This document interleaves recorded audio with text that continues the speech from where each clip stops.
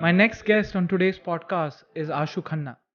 Ashu is a leadership coach who, for the last 18 years, has been mentoring, coaching many leaders within the industry. She is also an author of 4 books. Four quadrants or the four yogas, Okay. or the four segments of self expression, self leadership, self awareness, self love, which are the four yogas. And now on a journey of creating an entire digital product across all her learnings and all her perspectives into that digital platform. Last year, when I saw all my books were for this purpose, you look at the magic of the universe. That it's been making me do, like you say, you're a work in progress. It's been making me do this work without knowing where it's headed. Yeah. And the only way it's come out of me is surrender. However, in this podcast, I have been fortunate enough to cover a variety of topics in terms of self-care, self-awareness, and more importantly, how do you practice gratitude? It can be an act of gratitude. It can be an act of acknowledgement. I have a spirit and soul. I'm divine. Yeah. That itself is just to keep bringing you back. It's a fun conversation, but more importantly, I would say it's a more spiritual conversation which I've had with her today. And without much further ado, let's get on with it.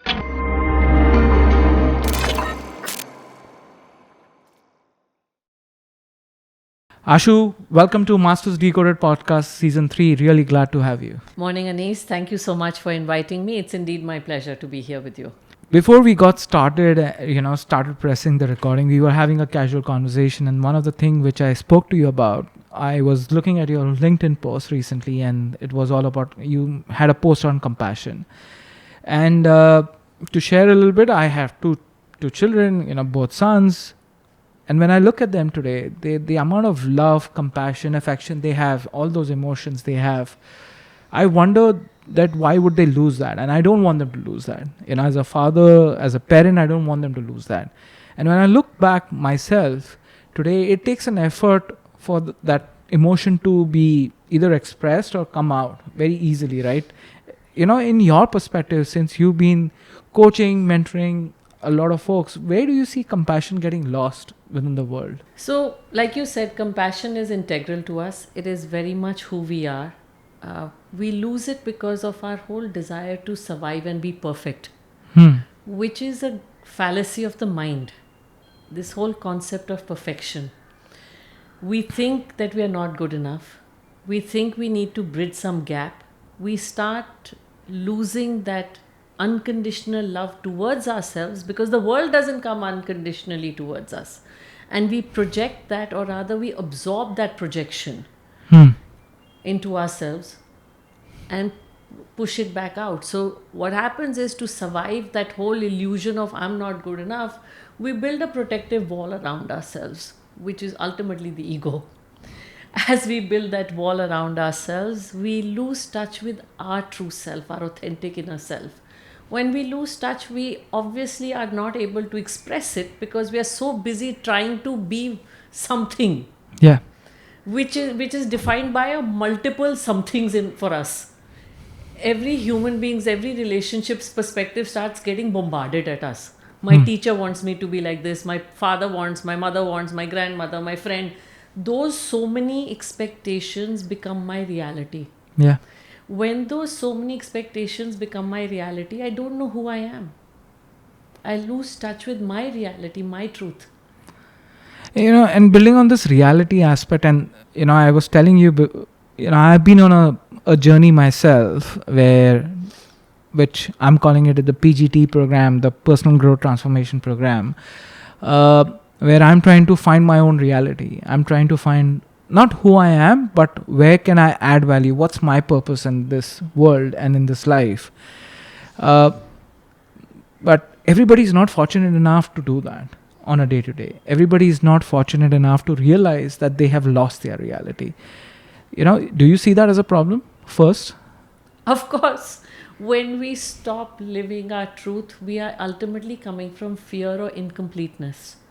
And that scarcity syndrome or that fear gets projected on the world. So whether it gets manifested as anger, anxiety, or jealousy, or all kinds of negative emotions, we throw it out. We lose touch with it because, unfortunately, in our education or social structure, it is not ingrained There are communities that help us come back to it, but it is not part of the ethos of the society. It is not part of the whole education curriculum, where I think it is where it first needs to be. Now, if you're not taught to this whole process of self-discovery, or of seeing yourself as this perfect creation, manifestation of love, then obviously you are always searching and seeking it in everything that is not you. So yes, it is sad, but I wouldn't say that we've lost it completely, because the very fact society still continues to function. Yeah. I always believe there is more good than there is bad. It all Agreed. depends on how you look at the world. You can look at it as half full or half empty. Yeah. The more I've opened myself to looking at the world as abundant and loving, the more my life has got opened up to people who are loving, who come from abundance, who come from this whole space of being whole and complete. So it's a lot to do with who you attract and invite into your life.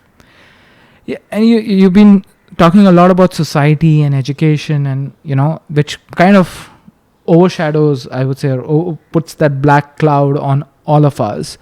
What can individuals do to kind of take a step back and see a sunny day and realize, oh, this is my reality, this is my aspect, okay, this is what I need to focus on? You pretty much said it in your own question. Take a step back. Okay. That's what we need to do. Yeah. Sure. You take a step back and contemplate and reflect and really ask yourself, what did COVID do for us? Yeah. It pushed us to look within. Uncomfortable as hell. Yeah. But it pushed everybody, because we were locked in with few people, and it pushed us to either love them or hate them. Yeah. But it, I think, made us very clear who we can hang out with and who we can't. Oh, yes. Or in many ways, it made us confront ourselves. And that is what we really need to do, is take a pause, take a break, take some time out, and not just one day. And think that, in one day I will suddenly get enlightenment. It doesn't happen for anybody like that. It's a process. You take out time as you go along in life at regular intervals. Of course, I would say every day. And I would say even in every day, take it out at least 5 minutes, 3 to 5 times a day. Because we get so caught up in the tasks and the action and the to-dos and the everything that we lose touch with ourselves. So you spoke about that, take 3 minutes, 5 minutes. Is it meditation or is it something else? It could be as small as just a break to say thank you. It could be a check-in to say, am I in alignment with my vision or my commitment for today? If I said I'll be kind today, am I being kind, or have I once again gone back to being my usual judgmental self, or whatever it could be? Yeah. If it's even about being calm, just check in. Was I calm? And you don't have to see again what happens. Let's not try fix it and say, oh shucks, and then get into that whole judgmental spin again, because you're back to square one. Yeah. It's just building that observer ultimately. What is that 5 minutes for? Just observe yourself and the day that's gone by, or the people around yourself, or the life around you. Yeah. And it could be anything. You could observe your breath, you could observe your actions, your thoughts, your emotions, your relationships, any aspect of your life, or the whole vista around you, and see the beauty in it. It can be to do anything. So Ashu, I know we started getting into, and I was kind of talking about and trying to learn about topics, but for the sake of audience, do you want to give a little bit about what you do in life so that it helps the audience to understand, okay, who Ashu is in real life? So I do multiple things. I started out as a chartered accountant. Okay. And somewhere life had other plans for me completely. Tried many, many different things and landed on finding my calling as a coach. Oh, wow. Okay. That again came through a twist of events. And after that, and really speaking, it came down to more than just a coach. It came to a realization that awakening to my inner voice and my inner self. And when I awakened to that, I realized that our inner voice is the guide to living life with happiness. Ultimately, what is everybody looking for? Everyone is looking to get successful. Yeah. Everyone wants to be recognized. Everyone wants acknowledgement. Everyone wants happiness at the end of the day. Yeah. Our inner voice is the answer to it all. It is the guide to navigating through all unknowns. It is our real guide. And all religions, all spirituality, everything shows us how to go in and anchor in and totally heal and expand our awareness as we live with awareness. So, living with awareness, what has translated for me was once this realization emerged, it was so intense for me that I wanted everybody in the world to have the same experience and to know that there is a way to be happy. Because I had been struggling to figure out how to get past that agitation that I had accumulated in my head. And suddenly it seemed like the simplest but the most challenging answer. Wow. Okay. Okay. Here it was, the key is inside me. Now, when I said, the key is inside me, and I thought it was the simplest answer, I did not know it was the most challenging vision I'd taken upon myself, because getting past your ego is really tough. Mm-hmm. It's an everyday challenge. It raises its head like that 7-hooded snake every day in my life, catches me unawares, and I have to stay really alert to it. But I think that's what keeps me motivated, alive, going, is this intensity of challenge. Okay. And from being a coach who worked with leaders, because I took leaders as my audience, because I truly believe that leaders have the highest ripple effect in society. They can change society big time. If I can change one person who can change another 100, my work is done. So I am more about impact. Yeah.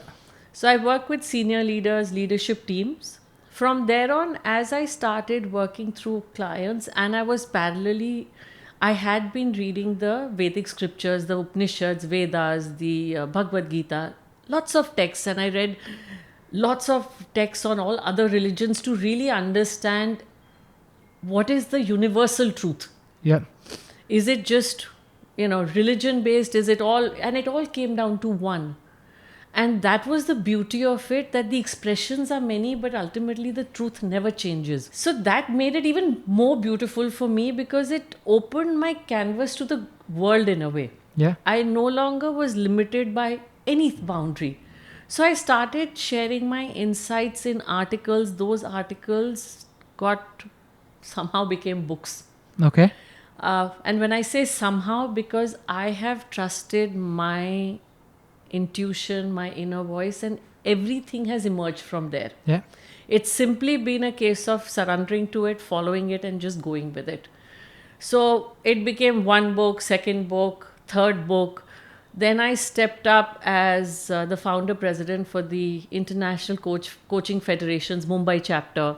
That was a brilliant experience in voluntary leadership for a cause. Okay. Because it's really, when you're stepping up as a leader, you're going beyond yourself. You have to look at the larger picture than just yourself. And it is very easy to get caught in your ego time and again. Yeah. Want to do it for yourself, and you keep checking in. So I would say those 3 years were an intense practice. Okay. On staying committed to a vision beyond me. And thanks to that came my fourth book. So my first was I Am Freedom. My second was I Am Abundance. My third was a book of poems, which was a delight for me, because firstly, I never expected I'll be an author. Okay. I had this belief that you have to be, I used to be reading Amitabh Ghosh and all these big writers who have the most Rabindranath Tagore and all these other, where they had either storytelling or descriptive way of writing. Yeah. My style of writing was very succinct corporate style. So Yeah.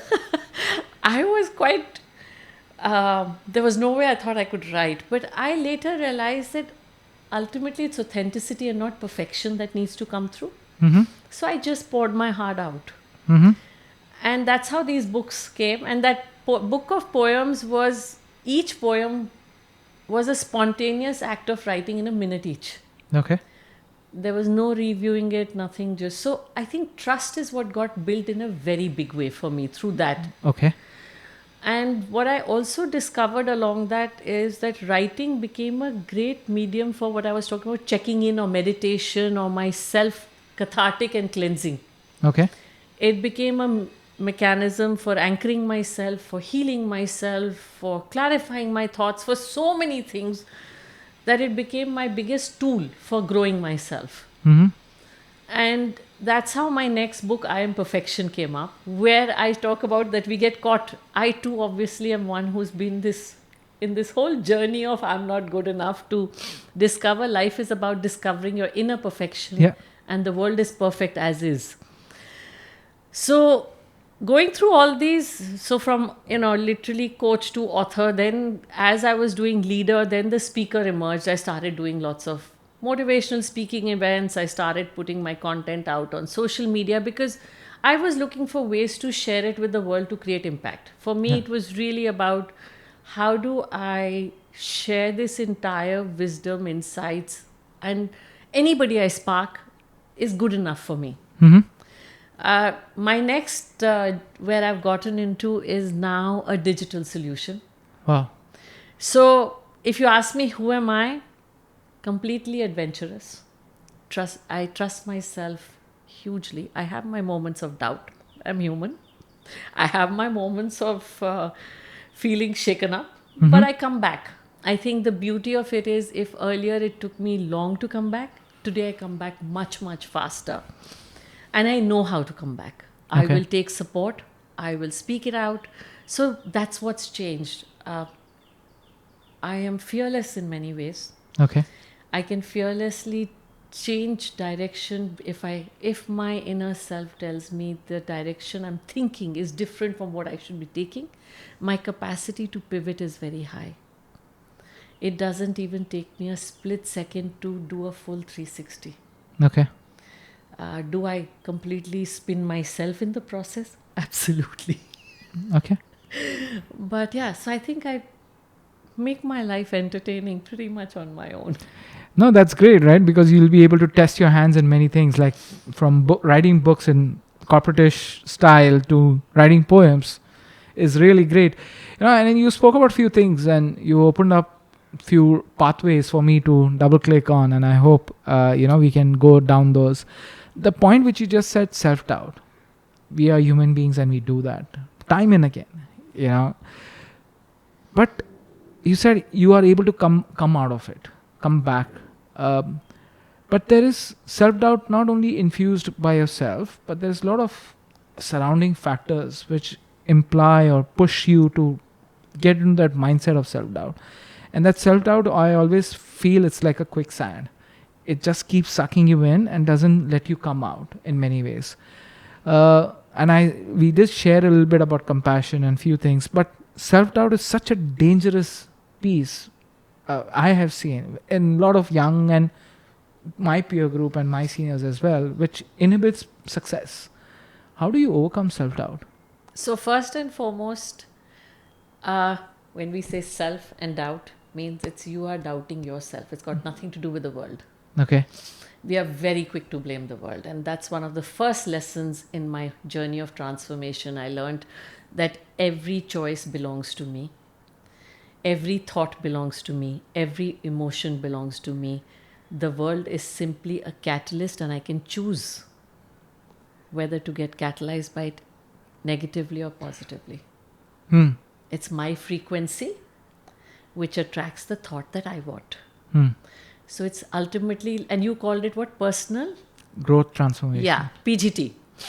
So it's your personal growth transformation. Once again, the world is a mirror to it.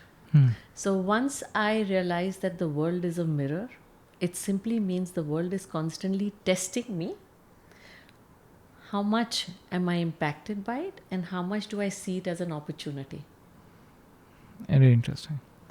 The more I learn to see it as an opportunity and as a mirror, and the more I can grow it, and the more I can harness it, and the more I can harness myself. So, the journey of self doubt, I will take you through the steps it goes. You can say you start with self-doubt, you go to self-awareness, Mm-hmm.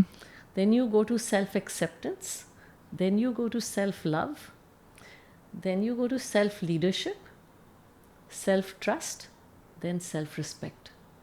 Wow. Okay. It's a full journey of going very step by step. And when you come to self-respect, then really you're standing very much in yourself. But before you begin and actually respecting your own self, because of self-doubt, there's a lot of negativity which builds in, Mm-hmm. which doesn't let you take that step too. And because when you doubt yourself, and it happens to me, and I'm being very candid and being there's a lot of negativity which builds about my own self. Forget about others and forget about the world. And that negativity kind of pushes you down further and further as you look at things. So and in a way what you've been telling, and I'm only answering my question and you can correct me, is rather than looking the world or looking at yourself in a very negative way, you have to look at it everything in a positive. And I see that in this conversation, you see things in a very positive light, right? Not in the negative light. So is that the answer? You said you found your answer in your own question. Yeah, So, that's what coaches do, right? Just flipping on this, right? And today, there is this word selfish. okay. Okay. But there is another word which is now everybody talking about is self-care. Yeah. But people do see,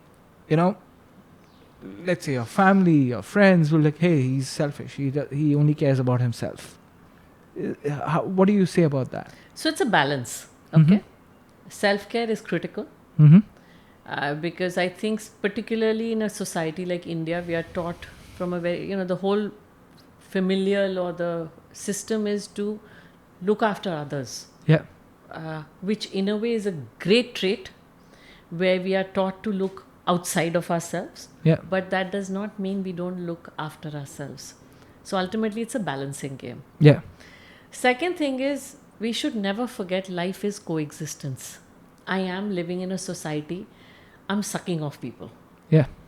Let's be real, okay? We're all leeches. We all are thriving, surviving, existing. Because Even of the each other. air I breathe is from the earth. Yeah. So I am always existing because of and on something. So I have to be respectful. If I want to be respected, I have to be respectful. And that means communication. The biggest mistake we make is expecting the other to understand that I have the right to take care of myself irrespective of what you feel and think. Okay. Nothing wrong in you have the right to take care of yourself, but you also owe it to another to take care of their feelings by saying that I'm sorry, I will not be available. Now, if after that sometimes someone feels hurt and bad and expects you, sometimes you just have to let it wash off like a water off a duck's back. Because also, what we need to be mindful is that a lot of that misunderstanding or expectations come because we've built them up earlier. Yeah. We've created that mismatch. So when we start withdrawing because of this whole new found realization of self-care, Yeah. we are bound to tip the balance. And you're bound to create chaos. Okay. And you're bound to create a mismatch. So you have to be willing to take the consequences. That's what self-leadership is all about. Or living with awareness is, am I willing to A, communicate, B, take the consequences of what I'm up to? Okay. And if somebody gets hurt and my relationship suffers, or they give a cutting one, do I have the magnanimity to be either quiet and just live with it? Like there's a concept called shut up and move on, sumo. Sumo. Okay. I should adopt that. Yeah, if I say sumo, people will think I'm a sumo wrestler, but with my size. But yeah. You can't please everybody. See, that's what this journey is about. It's not about always seeking acceptance. Ultimately, that's what you're getting off. Yeah. We are so addicted or trapped in this need for acceptance. It's about being accepting and both ways. Okay. Accepting yourself and accepting others. You put some adjectives when you were kind of defining yourself. Being fearless, you're able to pivot. But Ashu as a child, was she fearless? Was Yeah. she... Completely. I was crazy as a kid. I used to Okay. sing in the bus. I couldn't care what anybody thought about my voice. Okay. I never inquired what they thought. The number of times I think I've gone into a ditch with my bicycle is not funny. Okay. I really, in fact, somebody in my building even today has nicknamed me Mast Kalandar. Okay.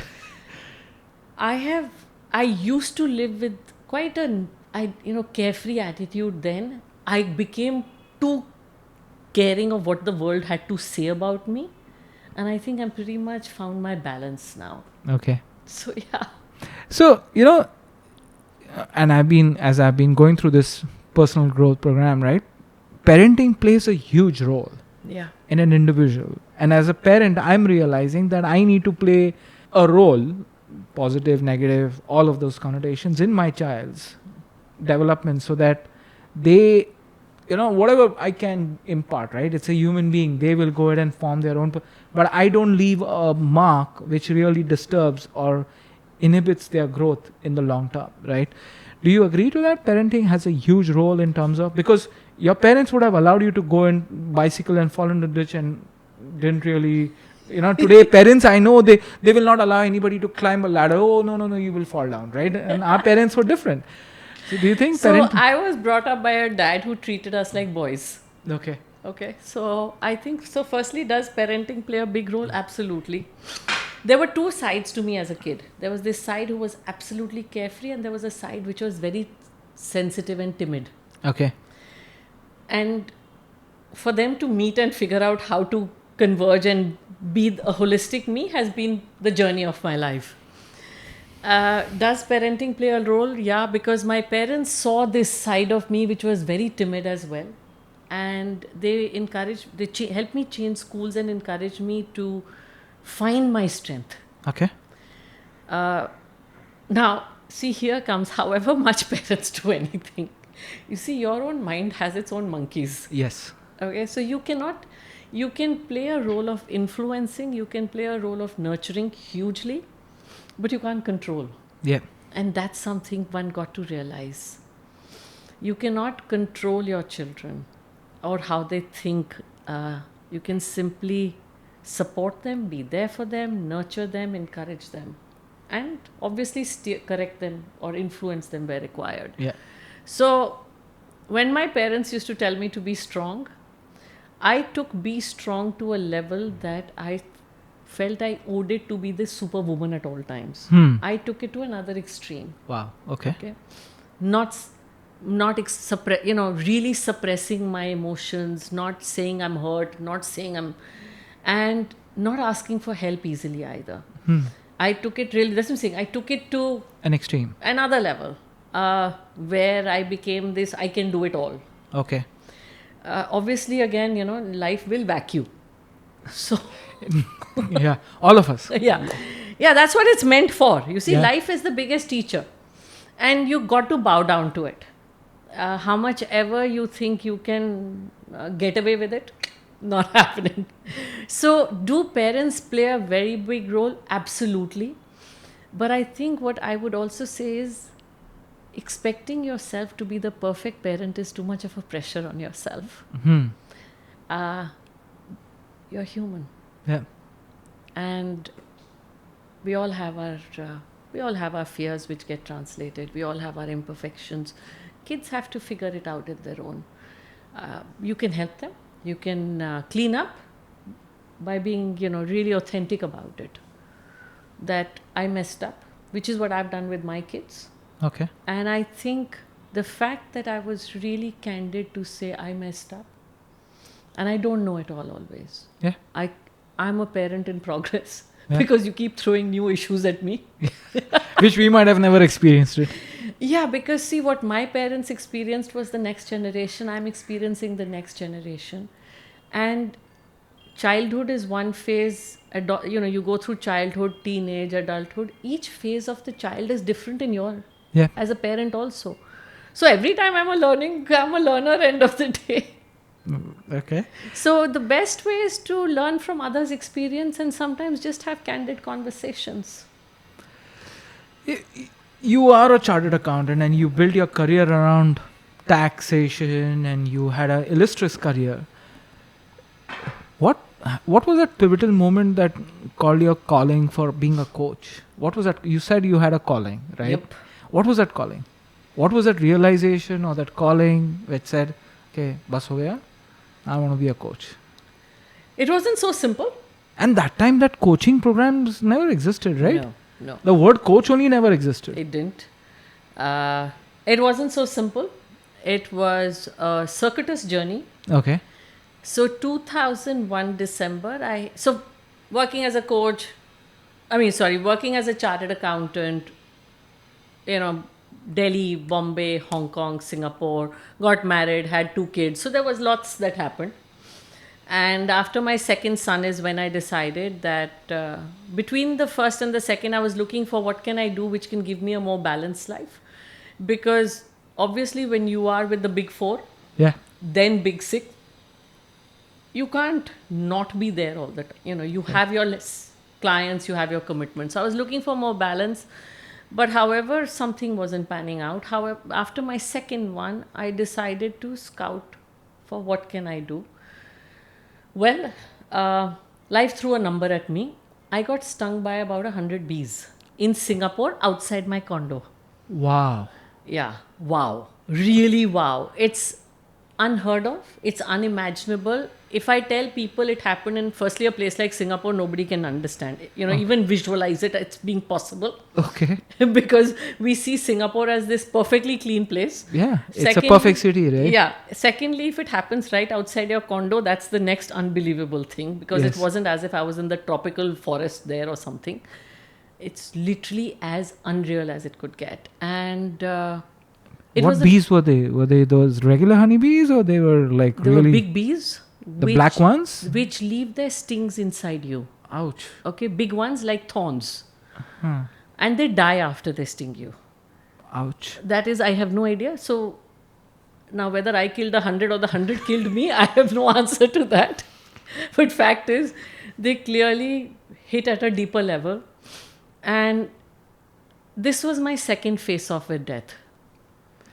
My first face-off was in Hong Kong, where suddenly one night I had an allergic reaction to God alone knows what. I till date don't know. In fact, doctors did not even test it, because the reaction was so intense in me that they were concerned that it could be fatal, the testing. Wow. So for the longest time, And what were the reactions of that? I had my whole, like you can say, from face to neck was one big mass of flesh. It just in half an hour I was swollen and hives and everything and more, and I was slurring. Wow. So, and as life would have it, my husband was traveling then. I had a little boy at home, left him with the nanny, and I rushed to the hospital myself. I had no clue what was going on. So it's only when I reached the hospital and they told me, you're slurring, you need to get somebody, did I call some friends over. And they gave me my, the emergency medication, steroids, antihistamines, the works. My husband flew back, my mom flew in, and I was on serious medication for about a month. Wow. So, but we never got to know what caused it. Okay. So, you carry on with life. You say accident happened, you carry on. When second time it happens, something bizarre happens again, is what made me sit back and question, 2 times. Cat has nine lives. I don't wish to test that. Sure. None of us. I've tested it's been tested twice over. About time to figure out. So that made me sit back and ask myself, really, what do I... Like when we were talking, you said you want to know how can you be of value to the world. Yeah. This whole, who am I? How can I be of value? What can I do with myself?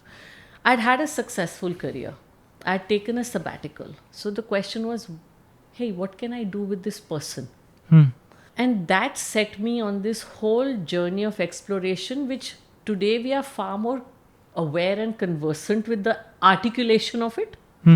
But that time I didn't know what I was up to. All I Okay. knew, I was trying to figure out what to do next. Okay. I didn't have language for it, I didn't have words for it. I just went intuitively with it. And I started going through many passions. The first way to explore how can I do something is to check your passions and see, can you make them into careers. Yeah. Check, nothing worked. Because either there was a personality mismatch, financial, there were always some issues. In all of that, we came back to India, and somewhere I realized that I have a knack for identifying the gaps in the market, because everywhere where I was looking for passions were what I could obviously plug into the market. Yeah. It was a passion and the market need always going together. So when I came to India, again, I was once again on one dream line of mine, and that crashed. But through all this dreamline, I met Uday, Kotak, and Falguni. I knew them socially quite well, and they asked me to join Kotak Bank. Okay. So once again, I said, I've never done it. They said, not rocket science. Take a deep dive of faith yet again. So working there, having done this whole circle of working with very large organizations and multiple leaders and all types of people, whether it was clients or leaders who I worked directly with, what really glared at me in India was the gap in leadership development. Okay. And that's when when I talk of pivoting, I quit my job next morning. Wow. I knew what I wanted to do. I didn't know how, I didn't know where, I didn't know through what, who, nothing. I had zero answers, but I knew this was it for me.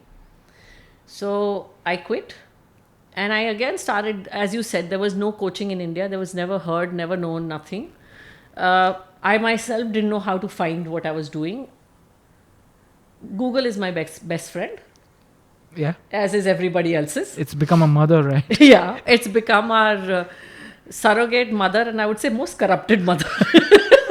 Yeah. Fills your head with everything and more, which you don't need sometimes. But well, it helped me hugely because it put me onto a course which was actually directed on understanding your self-image.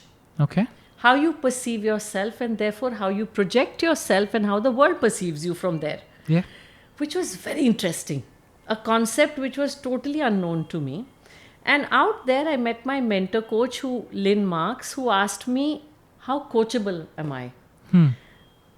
And what I asked her was, because I'd never, like you said, heard the word, I said, if I were coachable, what would you say? So that's really the exchange that happened, because I myself didn't know what to. Yeah. And from there, it's really what I would say, one thing led to the other, to the other, to the other.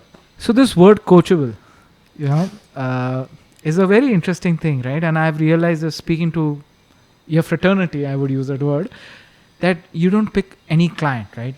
Like if I come to you and say, hey, will you be my coach? You will first understand whether I am coachable and whether you and I align from our thought process. So how do you determine somebody is coachable or not coachable? Their willingness. Okay. It's one word. Willingness for what? Willingness to look into themselves, their willingness to change, their willingness to question, go deeper. Because ultimately they've come for a reason. Yeah. Are they ready for it? It's one thing to say I want to grow. It's another thing to be ready to, if I say I want to climb Mount Everest tomorrow. Yeah. Great pipe dream.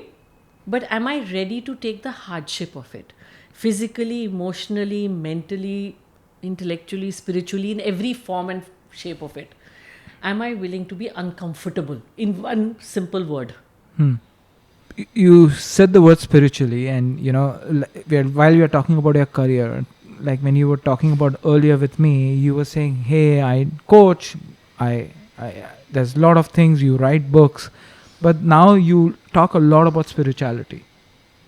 And spirituality, while we both were discussing, religion has made spirituality into sects and sectors and all of that.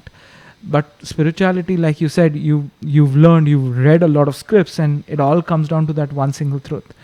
How do you bring spirituality in leadership, and is that acceptable today in the modern world of technology? And do people accept that? Do leaders accept spirituality? Yeah, firstly, let's look at many authentic leaders. Yeah. Whether we talk of Indra Nooyi, whether we talk of Sundar Pichai or Satya Nadella, or even in India, when you look at Azim Premji or Tatas have been as an Yeah. industry Even always. Steve Jobs has come and done some meditation in Nepal and all. Yeah, it's a miraculous shift, right? Yeah. From a man who was totally out and out, totally thrown out on his back to come and completely revolutionize the world. Yeah. I mean, the phone has actually changed the whole industry Yes. in many, many ways. So, I would say there are many leaders, and they always will be.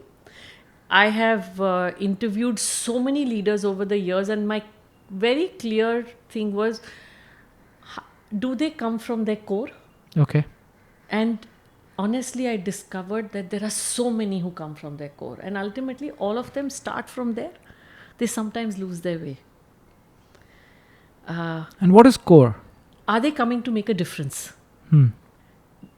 Even when you're looking to make money, you're looking to make money from where you can make a difference in the market. Yeah. Now, somewhere you may get trapped in that making money versus making a difference. Yes. And there is a balance in both. I'm not saying it's one at the cost of the other, because ultimately the business has to grow. Yep. People have to grow, so you need the money with it. But it's simply a question of when the balance tips. And entrepreneurial instinct comes from inside. Yeah. It is always coming to plug.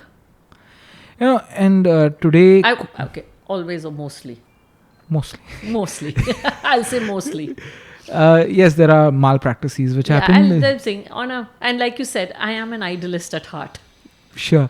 No, and I appreciate that. But when you look at the world of coaching now everybody understands what a coach is, right? Today people say you should get a coach. You've seen the industry evolve. Yeah. You've seen, like, what has changed in your mind coaching then to coaching now? So firstly, biggest change is I don't have to explain it. Okay. That's the easy job. Yeah. Markets become more aware, more discerning, Okay. more open. Mm-hmm. So I think when any time a market opens and grows, that's great. Yeah. There's more acceptance, there's more awareness, there's more discernment, which makes it tougher as well. Mm-hmm. So at that time, it was very tough to even explain what I was doing. I had people who got intimidated by me. I had people who were curious. Okay. But what hasn't changed is the storytelling. Yeah. Even then, stories inspired people, and even today, stories inspire people. And that is something which is time immemorial. Yeah. Fables, mythology, everything is stories. Yeah. We all get inspired, whether it's leadership stories, whether it's good over evil, talk of anything. Yeah. It's all stories. History is stories. Yeah. So I think that is what hasn't changed. But yeah, understanding has changed. Market, there's a lot that's changed. And when a market matures, it even becomes more price sensitive. Earlier, coaching was all one-on-one. Yep. Okay. And you just said that you now have digital products. Yeah. Okay. And now coaching has evolved to, COVID also forced a lot of coaches to do coaching over Zoom and Teams and all the digital formats. And now it's expanded further where there are ebooks or books and self-help and recorded sessions and all of that. So do you feel is still that authentic coaching still there with technology, or is that losing its essence? So firstly, I'll tell you, I was coached via email most of the time. Oh, wow. Okay. Okay. So That's interesting. my mentor coach who I mentioned, Lynn Marks, she was based in the US. And she was my coach for a good 15 years. Oh, okay. Yeah. See, it's unheard. Yeah, I've heard coaching only for a year or two max. I have had a coach throughout my life. Wow. Since I started, throughout these years, people think they go for a short burst and they come back. Yeah. They go for a short burst and they come back. Self-growth is a journey. It's a commitment to self. Mm-hmm. So I took my entire self transformation journey as a commitment to my growth. For me, it wasn't about a one day goal. Hmm. When I started with a vision of happiness, which is what everybody wants, Yeah. it's a big vision. And it meant cleaning up myself at every dimension, every relationship. That was a lot of work. And I needed a lot of support purely because I took on something on myself which was not time bound. Hmm. So she has had this amazing approach.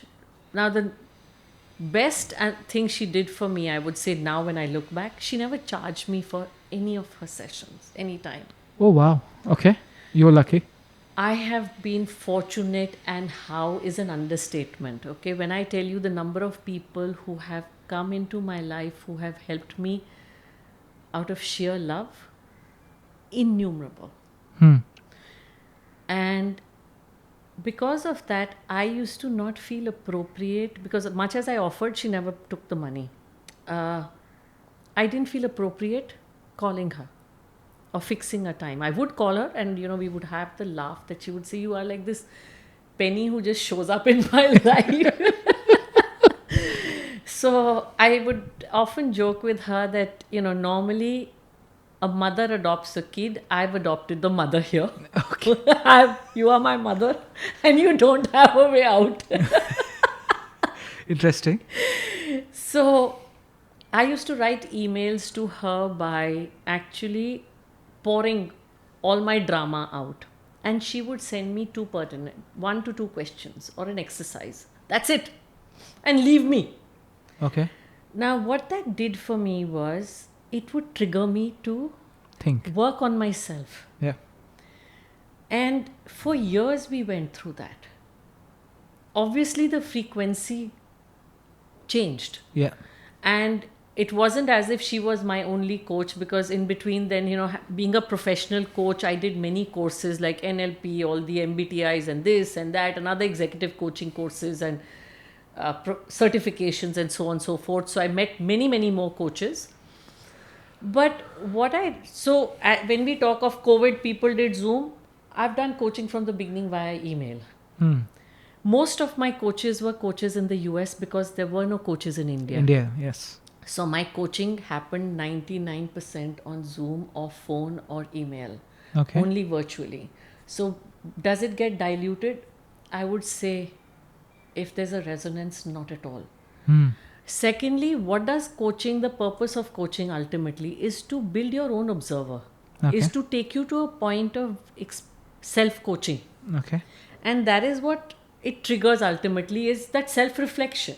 It's that discipline of self-reflection. So a technology solution that I'm designing is like a self-coach. Okay. It is to help, it is to trigger you. Okay. So I'll give you a little teaser into it. One of the questions is, are you in control of your life? Hmm. A deep question. A very deep question. Simple. Are you in control of your life? Now, we all want to be in control, but are we truly in control? It's a double-edged sword. We can never be in control, but yet we can be in control of our response to life. Similarly, there are questions like, is your ego obstructing you? Or, so like that, there are tasks. Be calm today. Listen to yourself today. Very simple task, but provocative and deep. It's provocative, deep work. Okay. So the idea is to make this into a community which will then be supported, inshallah, with the coaches. And create a full community of peer coaching, trust groups and so on. When does it go live? I have this year to go. Okay. I'm still working on all the content and all. It's a huge project I've taken on myself, because I'm literally working through my last 18 years of work into this. Wow. Beautiful. So all the books that I've written are the manuals to the path to happiness. And see, that's the miracle of life. When I was writing these books, I never knew that they would become manuals to the path to happiness. And I have picked up chapters from each book in a different, from one from here, one from there, to make it into the 4 quadrants or the 4 yogas. Okay. Or the 4 segments of self-expression, self-leadership, self-awareness, self-love, which are the 4 yogas, and divided it. And suddenly last year, when I saw all my books were for this purpose, you look at the magic of the universe, that it's been making me do, like you say, you're a work in progress. It's been making me do this work without knowing where it's headed. Yeah. And the only way it's come out of me is surrender. And there's something which is going on in my head, and I hear a lot about self and I. Your books are all about I am this, right? And you spoke about self-care, self-awareness, self-love. But in leadership, often it's coached that it's not about you. It's about others, right? And you need to, like there's topics about servant leadership, there's topics about a lot of those aspects. How does that balance as a leader and I and self aspect? So firstly, I am is the consciousness. Okay. Self is the consciousness. Who am I is also a manifestation of the higher self. So how does it balance, knowing that you and I both are the same?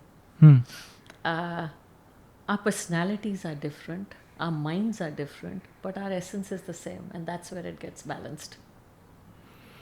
Very interesting. So is this digital platform the next big thing with Ashu is working on? Is there a book also coming up?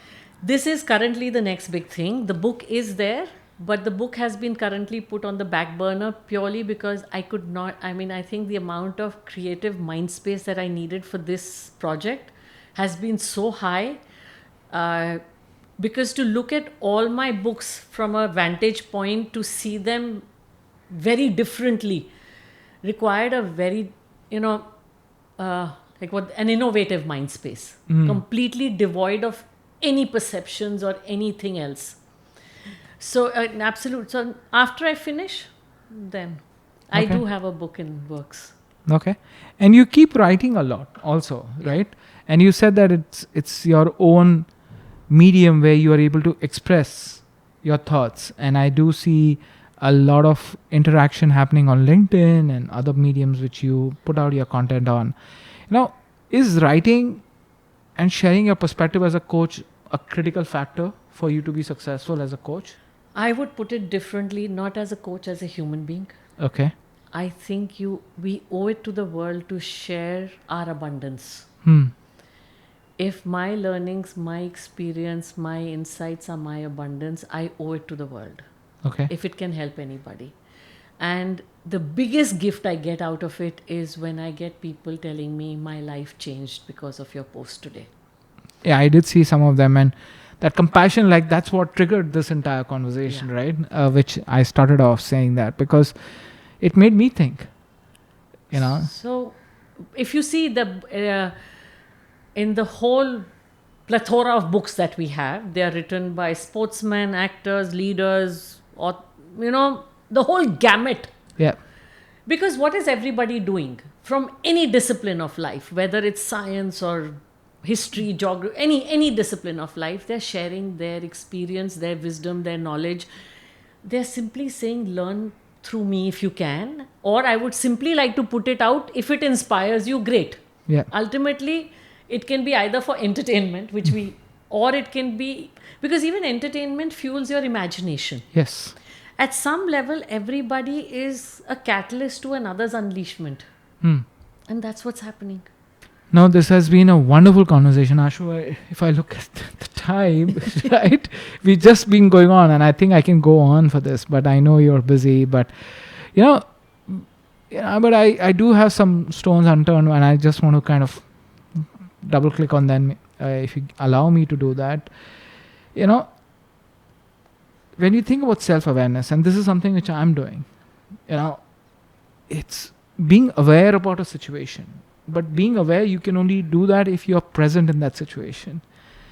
In the rage of anger, in the rage of worldly things which happen, you lose that awareness and you forget who you are and you don't be present. Now, I've seen that. When I'm angry, my body is there, my mind is there, but my soul is not present and it's not there. Is that normal? So, firstly, the fact that you're aware, congratulations, hats off. Okay. That's a first huge step to know that I have to be aware. Okay. Then it's a journey of consistently with discipline, and that's why the 3 to 5 minutes so many times a day of building that awareness such that it becomes an effortless awareness. See, there are so many things like we eat, we know how to eat, we Yes. know how to brush our teeth, things become effortless Yes. because we are doing it every day consistently 2 times or 3 times a day. And that's really what it is. Like if you look at even prayer in religion, why is it 2-3 times a day? It's going in. It can be an act of gratitude, it can be an act of acknowledgement, I have a spirit and soul, I'm divine. Yeah. That itself is just to keep bringing you back.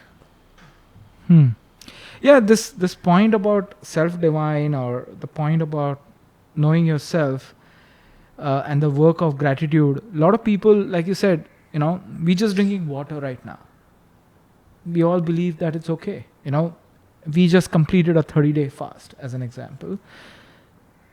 We all normally take water intake as an act, right, which we are all accustomed to. But when you fast, in every religion there is fasting.